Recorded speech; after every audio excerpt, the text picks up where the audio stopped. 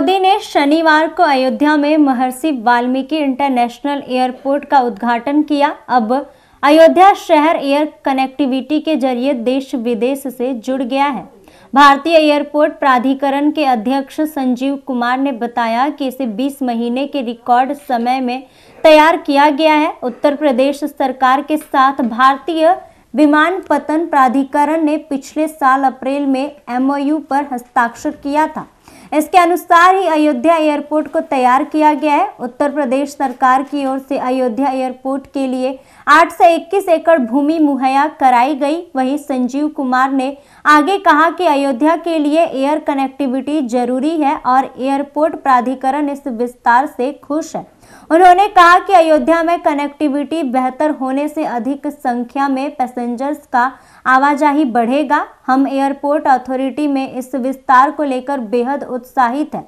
वहीं मेरा मानना है कि अयोध्या के लोग भी खुश हैं। PM मोदी ने इसका उद्घाटन किया है। अयोध्या एयरपोर्ट के बनने से श्री राम मंदिर के आसपास के प्रसिद्ध तीर्थ स्थलों पर भी आवागमन बढ़ेगा।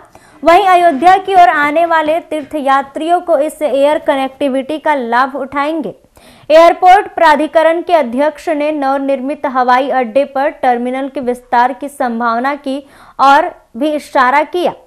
उन्होंने आगे कहा कि अब हवाई मार्ग से भी अयोध्या पहुंचा जा सकेगा। अभी बनाया गया टर्मिनल छोटा है मगर भविष्य में इसका विस्तार किया जाएगा। वहीं बता दें कि यह एयरपोर्ट मुख्य अयोध्या शहर से करीब 15 किलोमीटर की दूरी पर स्थित है। इसमें आधुनिक निर्माण सामग्री का इस्तेमाल किया गया है। उसे अयोध्या स्टेशन के नए भवन की भांति ही पारंपरिक स्वरूप प्रदान किया गया है। इसका मुख्य द्वार भी इसी तरह बनाया गया है। अयोध्या एयरपोर्ट का पहला चरण 1450 करोड़ रुपए से अधिक की लागत से विकसित किया गया है। एयरपोर्ट के टर्मिनल भवन का क्षेत्रफल 6500 वर्ग मीटर है, जो सालाना लगभग 10 लाख यात्रियों की सेवा करने के लिए तैयार है। बता दें कि महर्षि वाल्मीकि ने आदि काव्य रामायण की रचना की थी। रामायण में भगवान राम के जीवन की कहानी को विस्तार से बताया गया है। पौराणिक कथाओं में जिक्र होता है कि महर्षि वाल्मीकि का जन्म महर्षि कश्यप और अदिति की 9वीं संतान वरुण से हुआ था। वाल्मीकि के भाई का नाम भृगु था। वरुण और उनकी पत्नी चर्षणी ही वाल्मीकि के माता पिता थे, लेकिन भील जाति के लोग बचपन में ही वाल्मीकि को चुरा कर ले गए थे, इसलिए उनका पालन पोषण भील समाज में हुआ।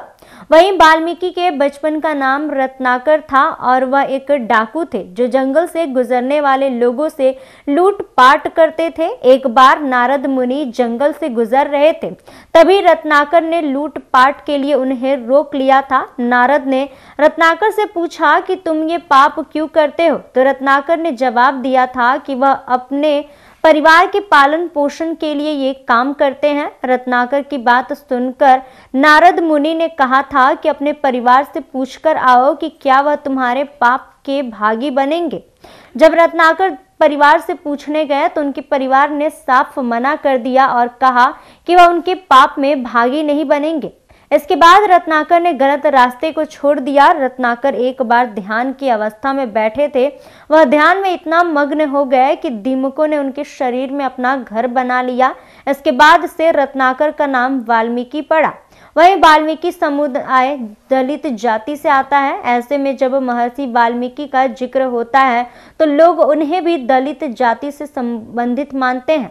हालांकि महर्षि वाल्मीकि की जाति को लेकर तमाम तरह के मतभेद सामने आते हैं। कथाओं में उन्हें ब्राह्मण पुत्र बताया गया है, जिसके अनुसार महर्षि वाल्मीकि ब्राह्मण थे। हालांकि कहीं कहीं पर उन्हें दलित समुदाय का बताया गया है। जिस कथा के आधार पर महर्षि वाल्मीकि को ब्राह्मण माना जाता है, उसके अनुसार उन्होंने ऋषि कश्यप और अदिति की 9वीं संतान वरुण और उनकी पत्नी चर्षणी से जन्म लिया था।